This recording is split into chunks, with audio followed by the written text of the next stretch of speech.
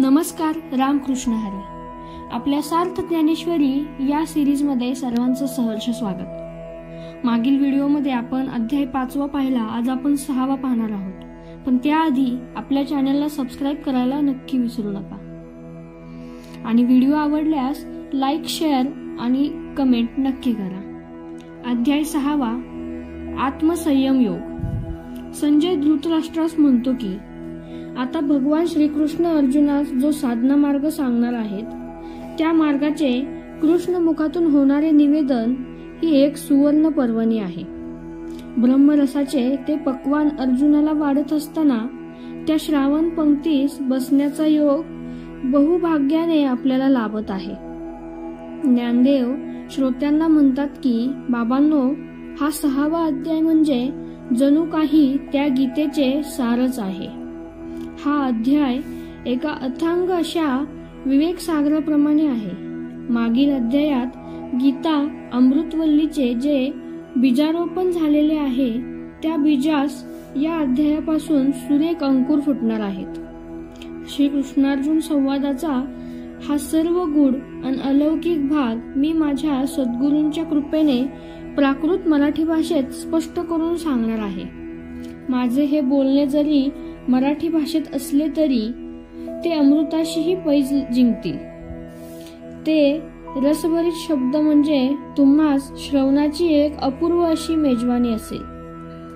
त्या बोलांच्या रसमाधुर्याने तुमचे कान तृप्त होतील.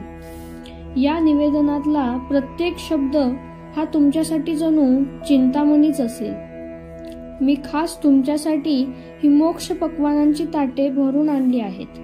मात्र एक लक्षात घ्या की हा रसास्वाद हे ज्ञानभोजन केवळ निष्काम, आर्त, जिज्ञासू आणि सश्रद्ध भक्तांना सुखावेल. तुम्ही या निवेदनातला प्रत्येक शब्द जीवाचे कान करून ऐका. त्याचा शब्दार्थ, भावार्थ आणि गुढार्थापर्यंत जाण्याचा प्रयत्न करा. तुम्ही एकाग्रता, आर्तता आणि श्रद्धाच तुम्हास तो प्रभुबोध समजावून घेण्यास मदत करील. या श्रवणास सादर होत असताना कोणत्याही प्रकारचे पूर्वग्रह, पूर्वसंस्कार हे तुमच्या मनात ठेवू नका. पुढे ज्ञानेश्वर मोठ्या विषयाने असेही म्हणतात की हे निवेदन मी करणार आहे असे मी जरी म्हणत असलो तर या वाचेला वदविणारा माझा सखा सद्गुरू निवृत्तीनाथच आहे. त्यांच्या गुरुकृपेनेच हे बोधामृत केवळ माझ्या मुखाचे निमित्त करून तुम्हा आर्त भक्तांना मिळणार आहे. ऐका तर. असे म्हणून ज्ञानेश्वरी ग्रंथाच्या 6व्या अध्यायाचा प्रारंभ करताना ते म्हणतात, मागील अध्यायाच्या शेवटी अर्जुनास दिलेल्या अभिवचनाप्रमाणे त्या योग साधना मार्गाची माहिती अर्जुनास देताना भगवान श्रीकृष्ण म्हणाले, पार्था, कर्मसन्यास आणि कर्मयोग हे दोन्ही वेगवेगळे आहेत असे तू मानू नकोस. ज्याप्रमाणे एकच व्यक्ती 2 वेगवेगळ्या नावांनी ओळखली जाते त्याप्रमाणे त्या एका मोक्ष मार्गाची ही केवळ 2 नावे आहेत. जी व्यक्ती कोणत्याही प्रकारची फल अपेक्षा न करता कर्मे जाणते त्यालाच पुरुष योगी असे म्हणतात. ती कर्मे करीत असतानाही आपण त्या कर्माचे करते आहोत हा भाव त्या योग्याच्या मनात नसतो. फलाबाबत पूर्ण अनासक्त असल्याने अशी कर्मे ही स्वधर्माचरणाचे एक कर्तव्य म्हणून तो पुरुष करत असतो. तो कर्मे करीत असला तरी तो नुसता योगी नाही तर योगीश्वर असतो. त्याचे मन कामनारहित असते. अशा पुरुषाची कर्मे ही धर्मपालन आणि उदरनिर्वाहासाठी तो करत असल्याने तो कर्म करूनही कर्म संन्यासीच असतो. तो खऱ्या अर्थाने संन्यासी असतो कारण त्याने सर्व संकल्पनाचा त्याग केलेला असतो. जर मनोवृत्ती, बुद्धी, विचार हे संन्यस्त नसतील तर केवळ अंगी घातलेल्या भगव्या वस्त्रांनी काही कोणाला खरा संन्यासी म्हणता येत नाही. पार्था, ज्याला हा योग पर्वत चढून त्याच्या शिखरी जायचे आहे त्याने यमनियमाचा आधार घ्यावा, आसनांची पाऊल वाट निवडावी, प्राणायाम करावा, प्रत्याहार करून या पर्वताच्या पठावर यावे, दृढ वैराग्य राखून साधनेचा प्रवास सातत्याने चालू ठेवावा. म्हणजे हा अर्थ मनाचा प्रवास अर्ध्या वाटेत सोडावा लागत नाही. ध्यान धारणेची ही वाटचाल ही गुरुकृपेने आचरली असता ती सहज सुलभ होते. हळूहळू साधन एक होते. या प्रवासाने मार्ग संपतो आणि त्याचबरोबर मनोप्रवृत्तीची हाव पण संपते. साधक हा हळूहळू त्या समाधी सुखाच्या स्वानंदात मग्न होऊ लागतो. श्रीकृष्ण भगवान अर्जुनाला म्हणतात, मी तुला आता अशा योगी पुरुषाची लक्षणे सांगतो, ती लक्षात घे. अशा योगी पुरुषाच्या साधकाला आत्मज्ञान प्राप्त झालेले असते. तो जीवनातल्या सुखदुःखाकडे पूर्ण साक्षीत्वाने पाहतो. त्याच्या मनात कोणती फलेच्छा नसते. तो सदैव साक्षी आणि जागृत असतो.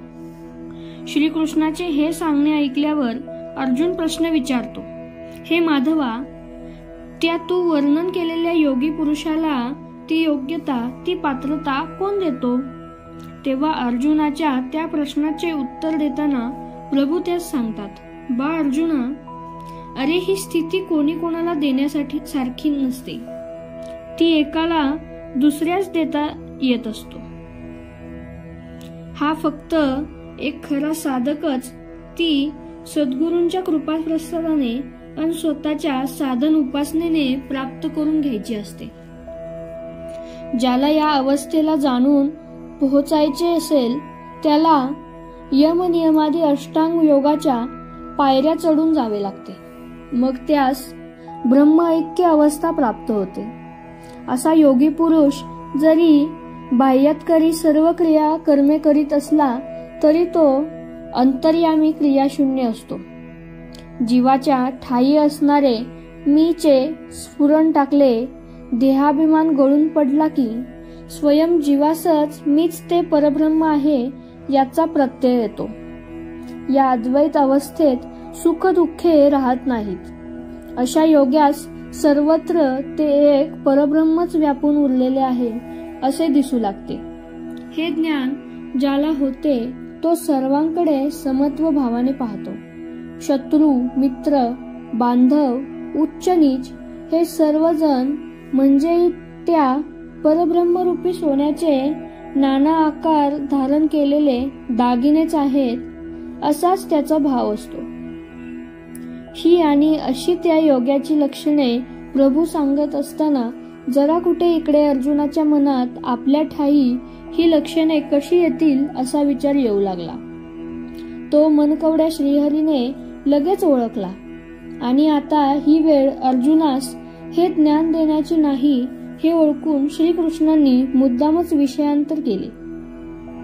त्यांनी अर्जुनाच्या मनात ती उत्कंठा निर्माण करून तो धागा तसाच अर्धा सोडला आणि ते दुसऱ्याच मुद्द्यावर बोलू लागले. प्रभूने हे विषयांतर का केले याबद्दल ज्ञानेश्वर महाराज असे सांगतात की कृष्णाच्या मनात अशी भीती होती की मी हा ज्ञानमार्ग अर्जुनाला सांगितला, त्याने तो अनुसरला तर तो नक्कीच आत्मनंदात डुंबून जाईल. मग मी आणि तो हे वेगळेपण निमाल्यावर मी प्रेमसंवाद कोणाशी करणार? महाराज म्हणतात की कृष्ण आणि अर्जुन ह्यांच्यातील निखळ प्रेमाला कशाचीच उपमा देता येण्यासारखी नाही. त्या दोघांमधले नाते हे नवविधा भक्ती मार्गातल्या 8व्या म्हणजेच सख्य भक्तीच्या पायरीचे आहे. त्या अर्जुनावरील अपार प्रेमापोटीच भगवंतांनी त्याच्या रथाचे सारथ्य आपल्याकडे घेऊन त्यास आपल्या संरक्षण कवचामागे घातला होता. त्या अर्जुनाच्या प्रेमासाठीच जणू त्या परब्रह्म्याने कृष्णरूप धारण केले होते. ते पुढे असेही म्हणतात की श्रोते हो, या श्रीकृष्णाला देवकी मातेने जन्म दिला. यशोदा मातेने त्याचे लाल पालन केले, संगोपन केले. पण खरं सांगू का, मला असे वाटते की हा श्रीकृष्ण अवतार केवळ पांडवासाठीच झालेला आहे जणू.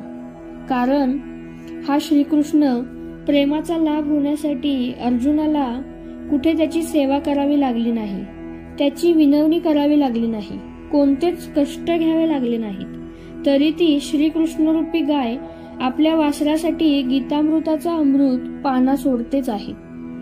खरंच धन्य तो अर्जुन आणि धन्य तो भक्त सखा श्रीहरी. आता स्वतः ज्ञानदेव हेच त्या कृष्णार्जुनाच्या प्रेमावस्थेत वर्णन करताना आपले गीता निरूपणाचे कार्य विसरले की काय असे श्रोत्यांना वाटू लागले. त्यांनी ज्ञानदेवांना भानावर आणत मूळ कथा पुढे चालवा अशी विनंती केली. तेव्हा मागील कथासूत्र पुढे नेताना ज्ञानदेव म्हणाले, श्रोतेजना हो, अर्जुन श्रीकृष्णास असे म्हणाला की, हे केशवा, अरे तुझी योग्य किंवा संत साधक उपासकाची लक्षणे सांगितली ती माझ्याकडे नाहीत हे मी जाणतो, पण देवा तुम्ही जी योगाची अवस्था सांगितली त्यातला आनंद हा मात्र अवर्णनीय आहे हे निश्चित, आणि तो आत्मानंद सुखाचा अनुभव मलाही मिळावा अशी माझी आर्त इच्छा आहे. तेव्हा मी त्या अवस्थेस पात्र होण्यासाठी, माझ्या अंगी ती पात्रता येण्यासाठी तू काहीतरी उपाय करशील का? मला ते साधण्याचे इंगित सांगशील का? तेव्हा आधीच अर्जुनाच्या प्रेमाने तृप्त झालेला भगवान त्याच्या या ज्ञानमार्ग जिज्ञासेने अधिकच दर्याद्र झाला. भगवंतांनी मनोमन जाणले की आता या अर्जुनाला ब्रह्मरूपी होण्याची इच्छा निर्माण झाली आहे. त्याच्या उदरी वैराग्याचा अंकुर फुटू लागला आहे.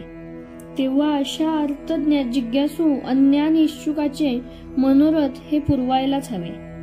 म्हणून मग भगवंत म्हणाले, बा अर्जुना, अरे तो योग्य मार्ग हा कसा आचरायचा, त्यासाठी काय करायचे हे मी तर तुला सांगणारच आहे. परंतु त्याआधी मी तुला काय सांगतो ते तू नीट लक्ष देऊन ऐक. अर्जुना, हा योग मार्ग सर्व मार्गांचा राजा आहे. त्याचा प्रारंभ हा साधकाच्या प्रवृत्तीने होतो आणि त्याचा शेवट हा निवृत्तीत होतो. या चिंतनमय पाऊलवाटेने मार्गक्रमण करीत गेलेला साधक हा ते उत्स्फूर्त आत्मज्ञान प्राप्त करून घेऊ शकतो. या मार्गाचे आचरण करीत असताना त्या योग्याला तहान भुकेचे भान राहत नाही. स्वतः भगवान शिवशंकर हे याच मार्गाची यात्रा करीत आहेत. हा मार्ग आचरूनच मागे अनेक महर्षी, योगी, अभ्यासक हे सिद्ध अवस्थेत जाऊन पोहोचले आहेत. या मार्गावर एकदा का साधकाचे पाऊल पडले की मोक्ष मार्गीचा वाटसरू झालाच म्हणून समजावे.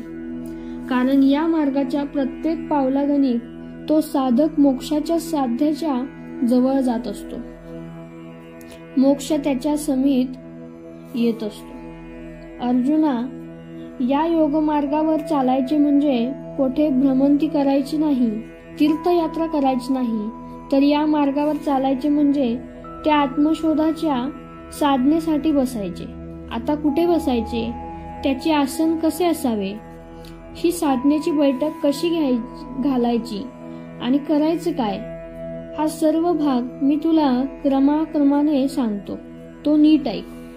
या साधनेसाठी एखादे शांत प्रसन्न असे स्थान शोधावे. एखादे शिवालय, मठ किंवा वृक्षाची सावली शोधावी. तिथे आसन कसे घालावे तर तळात दर्भांकुर असावेत, त्यावर हरणाचे कातडे आणि त्यावर एक धृत वस्त्राची घडी असावी. आसनावर बसण्याआधी योगी, साधक, उपासक ह्याने प्रथम आपल्या सद्गुरूंचे स्मरण करावे. मन शांत प्रसन्न ठेवून मग मन आणि बुद्धीचे ऐक्य साधावे. आसनावर बसताना मांडी घालून पाठीचा कणा ताठ ठेवून दोन्ही हातांचे तळवे पावलांवर स्थिर ठेवून मूळबंद किंवा वज्रासनाच्या प्रकारात बसावे. हे वज्रासन साधले असता अपान वायूचा खालचा मार्ग बंद होतो. तो वायू शरीरात वर वर सरकू लागतो. हात सरळ समोर मांडीवर ठेवलेले असल्याने आपोआपच खांदे उंचावतात. मस्तक दृढ होते. दृष्टी नाकाच्या टोकावर स्थिर करावी. या मुद्रेस जालंधर बंद असे म्हणतात. या अवस्थेत पोट मागे ढकलले जाते. बेंबी फुगते, आकाराने मोठी होते. हृदयकोश हा आतल्या आत पसरू लागतो. यावेळी गुदद्वार आणि बेंबीच्या खालील भागात जी स्थिती निर्माण होते तिला ओडियाना बंद असे संबोधले जाते. या बाह्य बैठकीने हळूहळू साधकाचे मन हे स्थिर, शांत आणि निश्चल होऊ लागते. तहान भुकेची जाणीव राहत नाही. अशा अवस्थेत मूळ बंधामुळे मागे फिरलेला अपान वायू पोटातली घाण रिचवतो. ह्या कार्यासाठी शरीरात पृथ्वी तत्व आणि जलतत्व यांचे ऐक्य साधण्याचे काम चालू होते. त्यामुळे एखादे वेळी उपासकास काही व्याधी त्रास देऊ शकतात, पण त्याने घाबरू नये, कारण तोच अपान वायू या व्याधी दूर करतो. या उपासनेत साधक वज्रासनात बसलेला असल्याने त्याच्या शरीरातील उष्णता वाढते. त्यामुळे 3.5 वेढे घेऊन निद्रिस्त असलेली कुंडलिनी शक्ती जागी होऊ लागते. ती तेजस्वी आणि पिवळ्या नागिनीसारखी असते. तिचे स्थान हे मूलाधार चक्रात असते. या अवस्थेत साधकाचे प्राण आणि अपान हे वायू एक होऊ पाहतात, पण ही कुंडलिनी शक्ती ते होऊ देत नाही. देहातील जड आणि जलतत्वे खाऊन तृप्त झाल्यावर ढेकर देत जेव्हा ती ही कुंडलिनी शक्तिरूपी नागिन सुपुष्मेच्या तोंडाशी येते तेव्हा योग्याचा श्वास मंद मंद झालेला असतो. देहाची चैतन्य शक्ती या कुंडलिनी बरोबर सुषुम्नेत प्रवेश करते. त्यावेळी साधकाच्या भ्रुकुटी चक्रात जे चंद्रामृताचे तळे आहे त्याला हलकासा धक्का पोहोचतो. ते सांडते. ते या कुंडलिनीच्या मुखात येऊन पडते. त्यामुळे साधनेच्या काळात योग्याचा अस्थिपंजर झालेला देह पुन्हा ताजातवाना आणि तेजस्वी होऊ लागतो. त्याची देहकांती उजळू लागते. त्याचे वृद्धत्व मागे फिरते. तारुण्य निघून जाते आणि तो पुन्हा बाल्यावस्थेत येतो. अशा वेळी योग्याचा देह हा जरी सुवर्णाप्रमाणे दिसत असला तरी तो फक्त वायुरूपच उरलेला असतो.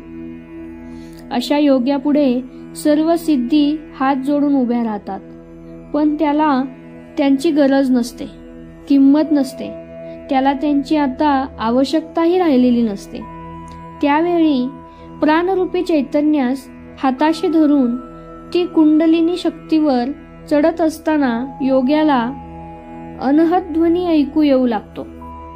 त्याचे सहस्त्रदल कमल हे हळूहळू उमलू लागते. त्या कमळात ते शिवतत्व असते. ती कुंडलिनी जेव्हा प्राणमय चैतन्यास त्या शिवतत्वाशी एकरूप करून टाकते तेव्हा योग्याला स्वतःचे असे कोणतेच वेगळे अस्तित्व उरलेले नसते. तो ब्रह्मरूप झालेला असतो. ज्ञानेश्वर म्हणतात की देह धारण करून त्याच देहाचे साधन करून पुन्हा हा देह धारण करावा लागणार नाही. असा जीवमुक्त करणारा हा नाथपंथीय उपासना मार्ग आहे. भगवान श्रीकृष्ण पुढे असे सांगतात की हा असा अभ्यास करणारा आणि ब्रह्मरूप अवस्थेला पोहोचणारा योगी आकाशमार्गी होतो. तो पाण्यावर चालू लागतो आणि वायू तत्वाप्रमाणे आकाश तत्वाशी एकरूप होऊ लागतो. कुंडलिनी उत्थानाच्या या साधना मार्गाने जीवाशिवाचे ऐक्य साधले जाते. ही एकरूपतेची अवस्था, हे ऐक्य, हे अद्वैत पण शब्दांमध्ये वर्णन करता येणे सर्वस्वी अशक्य आहे. हा मार्ग शब्दांनी वर्णन करण्याचा नाही तर प्रत्यक्ष अनुभवण्याचा आपल्या प्रचितीचा भाग आहे. हा असा अनुभव जो घेतो त्यालाच सिद्ध असे म्हणतात. जे या मार्गाचे आचरण करतात ते माझ्यापर्यंत येऊन पोहोचतात.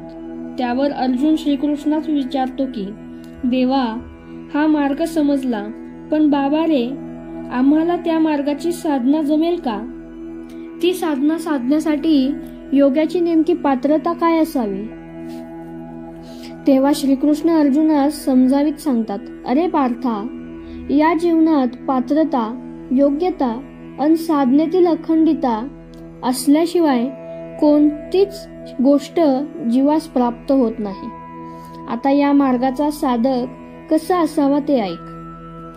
तो वृत्तीने विरक्त आहे, ज्याने यमनियमांनी स्वतःच्या देहास बांधून घेतले आहे, ज्याने मनाला संयमाचा लगाम घातला आहे, जो मित आहार, मित निद्रा करणार अन माफक बोलणार असेल, त्यालाच या मार्गाचा अधिकार आहे.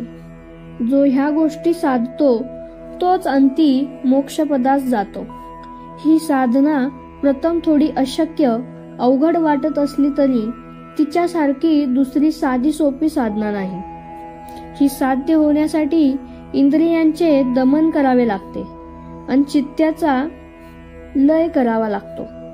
मनोनिग्रह हा या वाटेवरचा मोठा सहकारी आहे. एकदा का मन आणि बुद्धी याचे ऐक्य झाले, चित्त शांत व स्थिर झाले आणि ते या साधनेत रमू लागले तर काही अशक्य नाही, तो मोक्ष दूर नाही. त्या परब्रह्म प्राप्तीसाठी साधकाने आणखी एक गोष्ट करावी. त्याने आपल्या चित्तास त्या विषयभोगी इंद्रियाकडे जाण्यापासून आवरावे. सर्व विश्व हा ईश्वरी तत्वाचाच खेळ आहे असा दृढ भाव मनात ठेवावा. मग मानवी मन, त्याचे चित्त कुठेही गेले तरी सर्वत्र तो ईश्वरच व्यापलेला आहे या भावनेने त्याचे चित्त हे भरलेले असल्याने त्याच्या जीवनात शुभाशुभ व सुखदुःख राहणार नाही. ही साधना साधली ना तर अर्जुना, तू सुद्धा समदृष्टी मार्गाचा उपासक होशील. त्यावर अर्जुनाने आपल्या मनातली शंका विचारली, हे माधवा, अरे आमचे मन हे तर अस्थिर आणि चंचल आहे. त्या मनामुळे पुढे आमची वृत्ती चाळवते, निश्चय मोडतो, एकाग्रता तुटते.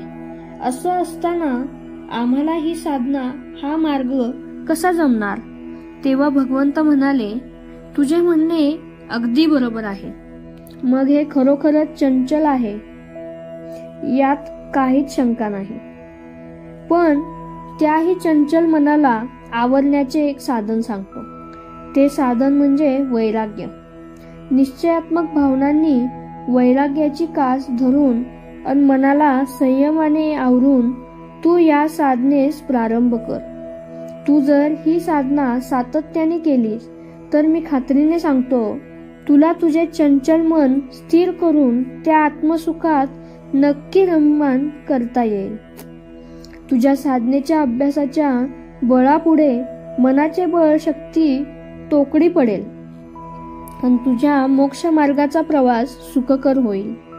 भगवंतांनी हे असे सांगितले तरी सुद्धा अर्जुनाच्या मनात आणखी एक शंका आलीच. ती आपली शंका निरसन करून घेण्यासाठी त्याने विचारले, हे देवा, पण या इतक्या कठीण मार्गावर वाटचाल करत असताना जर समजा त्या साधकाच्या आयुष्याची मर्यादा संपली आणि त्याला मृत्यू आला तर त्याची गती काय होते? त्या अर्जुनाच्या शंकेचे निरसन करताना भगवंत असे सांगतात की, तू म्हणतोस तसे जरी झाले तरी अशा योगभ्रष्टाची गती थांबत नाही. तो कर्मफलाच्या न्यायाने स्वर्ग सुखे भोगून पुन्हा आपल्या उर्वरित जीवनमुक्ती अभ्यासासाठी नवा जन्म घेतो. त्याच्या पुढच्या जन्मात त्याची मागच्या पुढे साधना चालू राहते. मागील जन्मी देह ठेवताना त्याची बुद्धी ज्या टप्प्यावर असते ती नव्या जन्मात अधिक तीव्र आणि मूलग्राही होते. बालवयातच अशा योगभ्रष्टाला सर्वज्ञता प्राप्त होते. त्याचा त्यापुढचा अभ्यास जलद गतीने होतो आणि अंती तो मोक्ष प्राप्त करून घेतो. ही ब्रह्मस्मी स्थिती लाभावी म्हणून अनेक साधक त्यांना जे जे मार्ग शक्य होतील ते मार्ग अनुसरून अखेर माझा स्वरूपाशी येऊन मिळण्याचा प्रयत्न करतात. जो निष्ठेने उपासना, साधना, भक्ती करतो तो निश्चित आज ना उद्या माझ्यापर्यंत येतोच. त्याची साधना, अभ्यास वाया जात नाही. अर्जुनाला आधीच योगाचे ज्ञान जाऊन घेण्याची इच्छा होती. आपल्या निवेदनाने ती त्याची इच्छा दुणावली आहे हे प्रभूंच्या ध्यानी येते आणि ते श्रीकृष्ण कृपामेघ अर्जुनावर शतधारांनी अमृत वर्षाव करीत राहतो. ज्ञानदेव म्हणतात, सुजन हो, या निवेदनामार्फत मी शुद्ध ज्ञानाचे बी तुमच्या मनोभूमीत पेरणार आहे. माझे बोल तुम्ही ऐका, ते जीवास लावून घ्या. त्या बोधानेच तुमचे खऱ्या अर्थाने कल्याण होईल. तो सुंदर कथाभाग आपण पुढच्या अध्यायात श्रवण करू. अध्याय 6 इथे संपला. धन्यवाद.